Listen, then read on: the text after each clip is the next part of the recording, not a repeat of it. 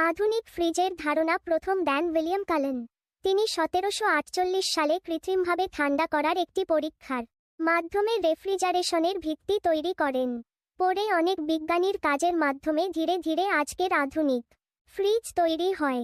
William Cullen জন্মগ্রহণ করেন 15 April 1710 সালে স্কটল্যান্ডে। ছোটবেলা থেকেই তিনি পড়াশোনায় খুব ভালো ছিলেন এবং বিজ্ঞানের প্রতি তার গভীর আগ্রহ ছিল। তিনি চিকিৎসাবিজ্ঞান ও রসায়ন নিয়ে পড়াশোনা করেন এবং পরে একজন বিখ্যাত বিজ্ঞানী ও ডাক্তার হন। 1748 সালে তিনি ইউনিভার্সিটি অফ গ্লাসগো এ একটি পরীক্ষায় দেখান যে তরল পদার্থ দ্রুত বাষ্পে পরিণত হলে আশেপাশের তাপ শোষণ করে এবং ঠান্ডা সৃষ্টি হয়। এই পরীক্ষায় পরে রেফ্রিজারেশন প্রযুক্তির ভিত্তি হয়ে যায়।